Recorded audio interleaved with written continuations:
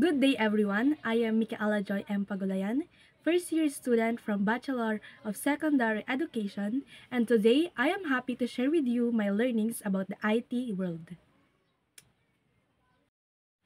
In this video, we will talk about the Chapter 1 or Module 1 in which it is all about the industry and the profession.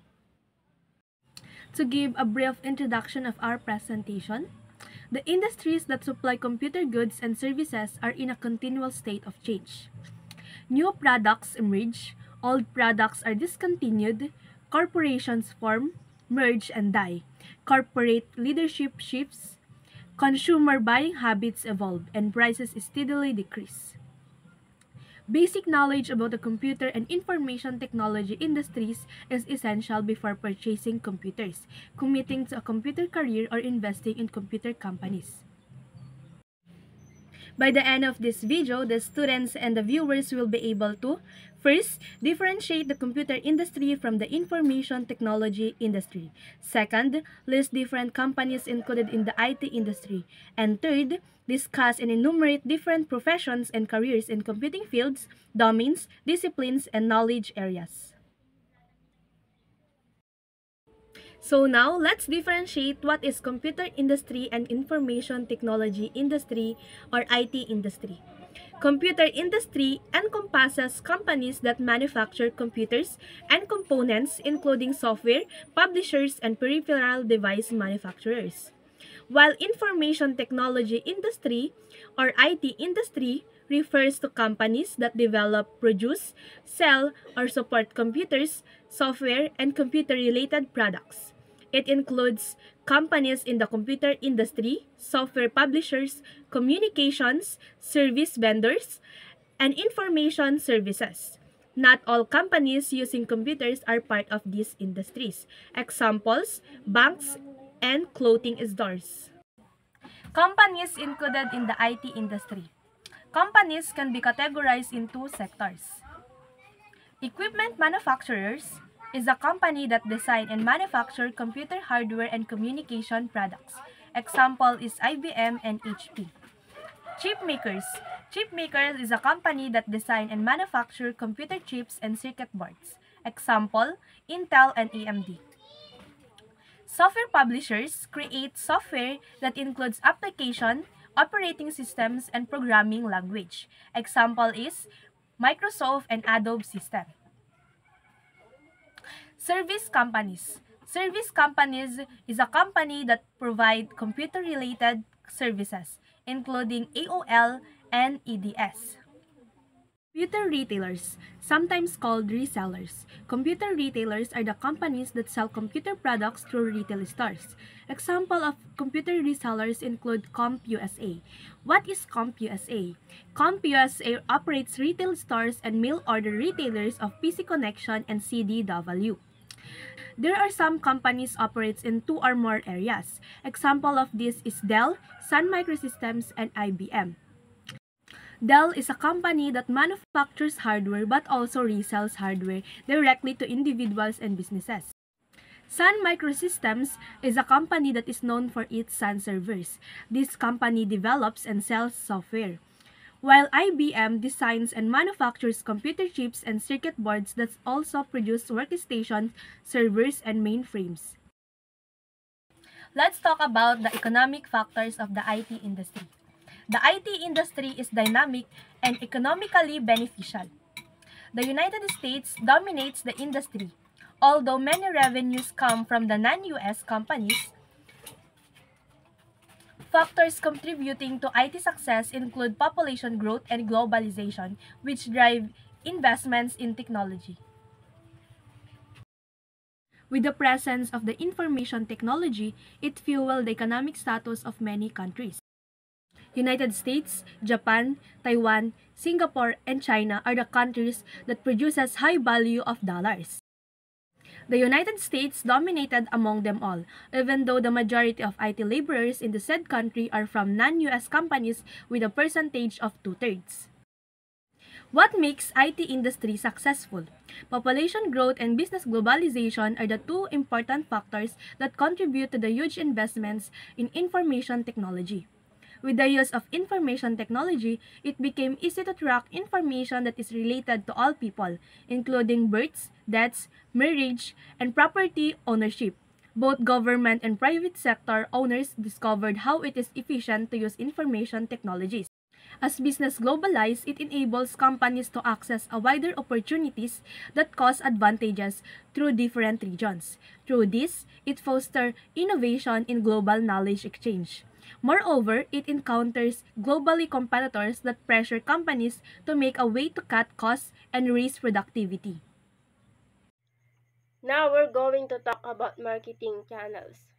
It refers to the various pathways or platforms that business use to deliver their product or services to customers and also enable companies to reach their target audience and sell their offerings. So, ang marketing channels ay ginagamit nila para ma-promote yung business nila or end product nila sa mga mamamayan or sa mga mambibili. And also, they use computer retail stores to purchase computer products from a variety of manufacturers and they sell those products to consumers. Computer retail stores are either small local shops or nationwide chains, and this is the brick and mortar establishment that specialize in selling computer software, hardware, and related accessories to customers.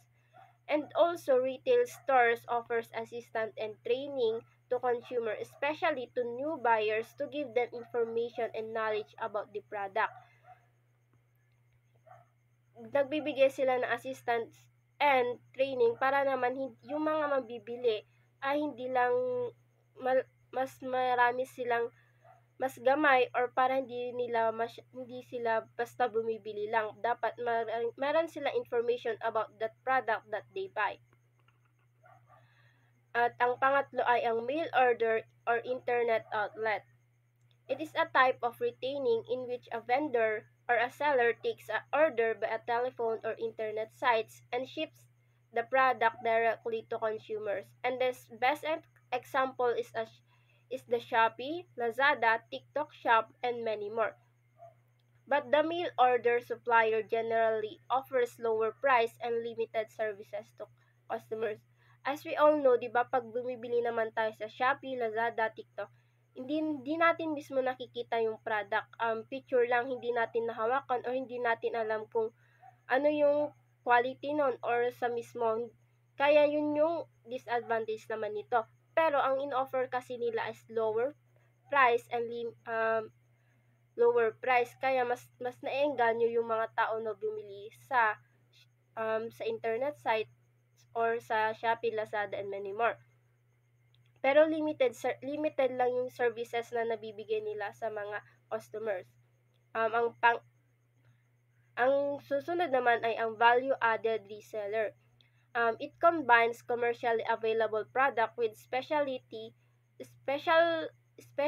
hardware or software to create a computer system design to meet the needs of a specific industry. Although VAR charge for their expertise, they often because they are often only the source for specialized computer system. For example, if you own a video rental stores and want to automate the rental process, the best type of vendor might be a VAR that offers a complete hardware and software package tailored to the video rental business. Otherwise, you must piece together the computer, scanner, printer and software components yourself. So yung VAR ay ginagamit lang para mas mapadali yung paggamit mo or yung mas mapadali yung pagbili mo ng isang bagay kasi kaysa naman pag isa-isahin mo kaga ng pagbibili ka ng computer, scanner, printer, hindi meron na kasi yung pinagsama-sama lang. Kaya yung kinuha naman VAR. Ang panghuli ay yung manufacturer direct. They sell their product directly to the consumer without the middleman such as retail store. Pag kasi sa retail store kanina, kailangan pa nila i-deliver yung product nila para maibigay ito sa consumer. Ang manufacturer's direct naman ay direct na sa consumer o customer na nabibigay without the middleman or delivery. Yun yung kwan naman ng manufacturer's direct. Now, we're going to talk about industry regulation. It refers to the law or rules, standards that govern operation of business within a specific industry. Let's talk about in the part of government regulation in the IT industry. The IT industry is regulated by government agencies with law restricting internet access, export restriction and regulation on law enforcement, national security, e-commerce, and taxation. And now, let's talk about self-regulation in the IT industry. To avoid further government intervention, the IT industry has taken step towards self-regulation through organizations such as number 1, Information Technology Industry Council, a trade association that provides a forum for the IT industry to examine issues, express views, and set standards. Number 2 is Software and Information Industry Association, an organization that focuses on protecting intellectual property, lobbying for legal and regulatory frameworks, and has 600 members companies and organizations. In the part of industry stance on regulation, the most IT industry leaders oppose further regulation, citing concern that it may limit their ability to innovate and offer new technologies to the public. In standardization in IT industry. Organizations like IAE Standards Association help standardize technology. Standardization efforts include microprocessor architecture, network protocols, programming language, and multimedia components. So, dumako naman tayo sa profession and careers in the computing fields. So, meron ditong computer professionals. Ito ay sino man na ang pangunahing trabaho ay may kinalaman sa design, configuration, analysis, development, modification, testing, or security of computer hardware or software. So, dito naman sa preparing for a career in the computer industry, to prepare for a career in the computer industry, you must first decide on the area in which you are interested and then become educated in that field. So, ito naman ay tungkol sa pagpili ng larangan. So, sinasabi dito na huwag basta-bastang pumili. Isipin kung ano ang hilig ninyo. Kung gusto nyo bang mag-design ng mga website, mag-analyze ng data, or mag-protect sa mga computer mula sa mga hacker. Pangalawa naman ay attend the trade school, technical school, or vocational school. So dito sinasabi na ang mga ito ay ang pinaka-practical na paraan dahil mas mabilis ang pag-aaral dito. Dahil kapag nakapagtapos ka nito ay pwede ka na agad makapagtrabaho. Dito kasi nakapokus lamang ito sa particular na kasanayan at mas mura din dito kaysa sa kolehiyo. Then pangatlo ang attend college or universities. So, dito naman, mas malawak yung pag-aaralan ninyo. Hindi lamang siya puro technical na kasanayan. So, dito naman tayo sa career areas. So, meron tayo ditong management. So, sila yung mga responsible sa overall strategic direction of the IT department. So, dito, tinutukoy nila yung mga pangmatagalang pangangailangan ng company sa technology. Pangalawa, ang system development and programming. Sila naman yung mga gumagawa ng mga program at software. Pangatlo, ang technical services. Sila naman yung mga nag-aayos ng mga problema sa computer at software. Pang-apat naman ang operation. Sila naman yung nagpapatakbo ng mga computer at network araw-araw. Panglima, ang training. Sila yung nagtuturo sa mga empleyado kung paano gamitin ang mga computer at software. Pang-anim, ang security. Sila naman yung mga nagpro-protect sa company mula sa mga hacker at iba pang panganib. Dito naman tayo sa kategory ng management. Una, ang Chief Information Officer or CIO or Chief Technology Officer or CTO. So, para siyang tagapangasiwa ng lahat ng technology sa company. Sinisiguro niyang gumagana ng maayos ang mga gamit sa technology. So, pangalawa, ang e-commerce director. Siya naman yung namamahala sa online selling ng company. Kung may online shop ang company, siya yung nag-aayos at nagpapatakbo nito. Pangatlo, ang network administrator or wireless network administrator, siya naman yung nag-aayos ng internet at network sa opisina. Kaya kung may problema sa internet at computer network, siya yung tinatawag. Pang-apat, ang project leader or manager, siya naman yung namamahala sa mga project ng company. Sinasabi niya kung ano yung gagawin, sino yung gagawa, at sinisiguro na matatapos yung project na iyon ng maayos. Dito naman sa System Development and Programming, una ang computer games designer or programmer, siya yung nag-iisip at gumagawa ng mga laro sa computer. So, hindi niya lamang basta ini-imagine, kailangan din na isulat niya yung code para makagawa siya ng laro. Pangalawa, yung computer scientist, siya naman yung nag-iimbento ng mga bagong paraan para mas lalo pang mapabuti yung program at software. Pangatlo, ang database analyst, siya yung nag-aayos at nag-a-analyze ng mga impormasyon sa computer. Pang-apat, yung desktop or mobile application programmer or developer. Siya naman yung gumagawa ng mga apps o program na ginagamit natin sa computer at cellphone. Naisinusulat niya din yung mga code para gumawa ng mga apps. Panglima, ang web software developer, siya naman yung gumagawa ng mga websites. So, dito naman tayo sa technical services. Una, ang computer technician. Siya yung nag-aayos ng mga sirang computer at nag-i-install ng mga software. Pangalawa, ang database administrator. Ginagawa naman niyang organize at save ang mga data. Para siyang librarian ng mga digital na information. Pangatlo, ang desktop publisher or compositor.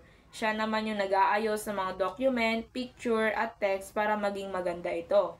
Pang-apat, ang digital forensics examiner, siya naman yung nag-iimbestiga ng mga digital na krimen. So, sinisiyasat niya yung mga computer at network para maghanap ng mga evidence. Then, ang graphic designer or illustrator, siya naman yung nagde-design ng mga picture at illustration para sa mga advertisement at iba pang marketing materials. So, siya yung nagbibigay buhay sa mga product gamit ang mga iba't ibang designs. Pang-anim, ang Quality Assurance Specialist. Siya naman yung nagsisiguro na ang mga program at documents ay tama. Then, ang Storage Administrator or Analyst, siya naman yung namamahala sa pag-iimbak ng mga data. So, sinisiguro niya na may sapat na space para sa mga data at ligtas ang mga ito. Then, ang Web Designer, siya naman yung nagde-design ng mga website. So, gumagamit siya ng mga iba't ibang program para makagawa ng magagandang website. Then, ang Webmaster or Web Administrator, siya naman yung tagapangalaga ng mga website ng company. So, inaayos niya yung mga website at sinisiguro na maayos ang paggana nito. Dito naman tayo sa kategory ng operations. So, meron dito ang computer operator. So, siya yung nagpapatakbo at nagmo-monitor ng mga computer system tulad ng pag-check ng performance, pag-backup ng data, at pag-restore ng data kung sakaling may problema ito. Pangalawa, ang Data Communication Analysis or VoIP Specialist. Siya naman yung expert sa komunikasyon at network. So, inaayos at minomonitor niya yung mga kagamitan at software na ginagamit naman sa communication tulad ng internet at network connections. So, siya rin yung nag-aalaga sa mga VoIP or Voice over Internet Protocol Systems na ginagamit sa pagtawag gamit ang internet. Dito naman sa kategory ng training, nangunguna ang IT or IS or CS instructor. Ito yung nagtuturo kung paano gamitin ang computer. Then, ang corporate trainer, siya naman yung nagtuturo sa mga empleyado ng company kung paano gamitin ang mga software at iba pang kagamitan sa computer. Pangatlo, ang help desk specialist, siya yung sumasagot sa mga tanong tungkol sa computer. So, pwede rin siyang tanungin ng personal sa telephone or online. Then, ang Chief Security Officer or CSO, siya naman yung nangungunang tagapangalaga ng security ng company. Then, responsible din siya sa physical na seguridad at seguridad ng mga data. Panglima, ang Computer Security Specialist or Mobile Security Specialist, siya ang expert sa seguridad ng mga computer at mobile devices. Pinoprotektahan niya ang mga data mula sa mga hacker. Then, ang Network Security Administrator, siya naman ang nag-aayos at nagbabantay ng seguridad ng network ng company. Pinipigilan niya ang mga unauthorized access sa network. Then, last, ang Security Administrator, siya naman yung namamahala sa seguridad ng access sa network ng company. Ang computing domains ay iba't ibang larangan sa computer science na tumatalakay sa iba't ibang aspeto ng computing. Computer theory. Ito ay tungkol sa pag-aaral ng kahusayan sa paglutas ng mga problema sa pamamagitan ng computer. Sinusuri nito ang mga limitasyon ng computing at kung gaano kahusay ang isang algorithm sa paglutas sa isang partikular na problema. Algorithm. Ang mga ito ay hakbang-hakbang na proseso sa paglutas ng mga problema. Halimbawa, ang isang algorithm para sa paghahanap ng pinakamalaking numero sa isang listahan ay nagsasabi sa iyo kung paano mahanap ang pinakamalaking numero sa pamamagitan ng paghahambing sa bawat numero sa listahan. Cryptography. Ito ay isang pag-aaral ng mga pamamaraan para sa mga pagkolekta ng data at komunikasyon mula sa hindi autorisadong pag-access ng Ang mga halimbawa nito ay ang pag-encrypt ng mga password at paggamit ng digital signature. Distributed computing. Ito ay ang paggamit ng mga network ng mga computer upang malutas ang mga komplikadong problema. Halimbawa, ang pag-render ng isang pelikula ay maaaring hatiin sa maraming bahagi at proseso ng iba't ibang computer sa isang network. Cloud computing.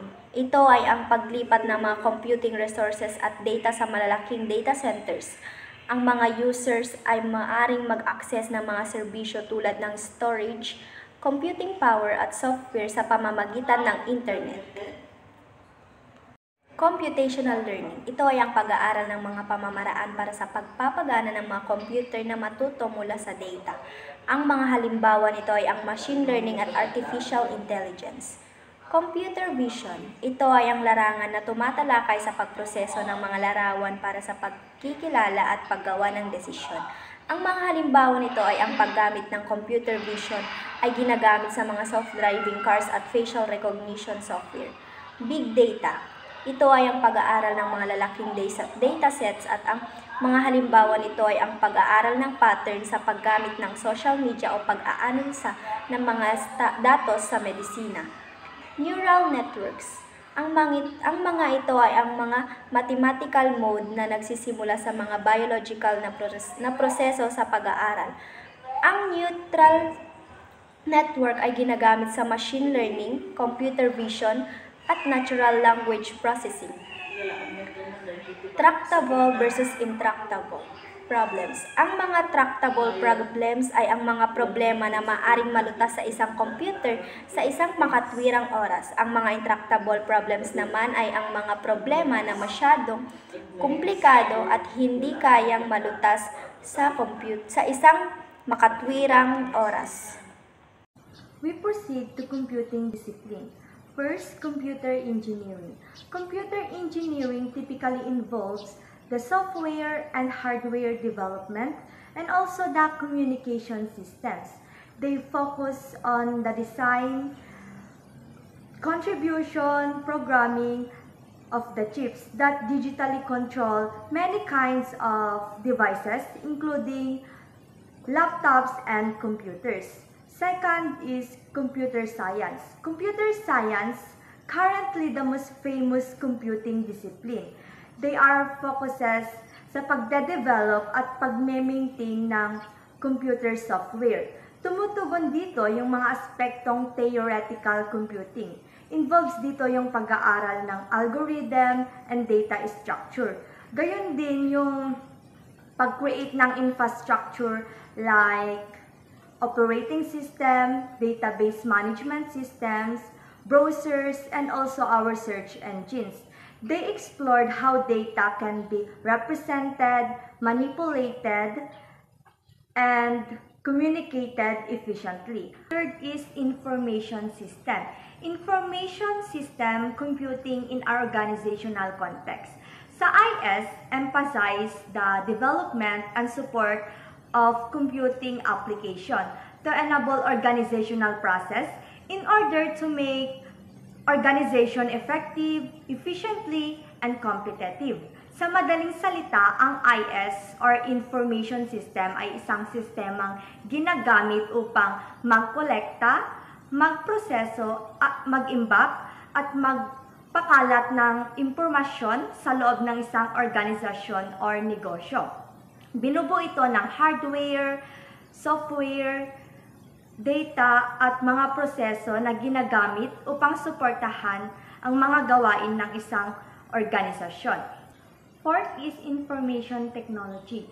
Information technology emphasizes the infrastructure necessary for managing technological resources in an organization, including dito yung hardware, software, networks, and user support services. Yung mga IT professionals ensure that technology align with the user needs while maintaining the security and efficiency operation. Last, software engineering. Software engineering, they are focused on a large-scale software system. Kumbaga sila yung nagbubuo at nagpapabuti ng software system.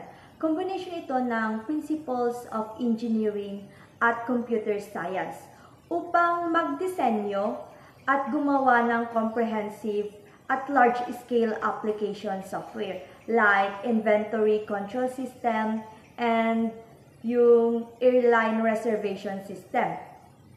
It emphasizes the use of available knowledge and techniques to create a new software products rather than the creation of new knowledge and techniques for the computing discipline.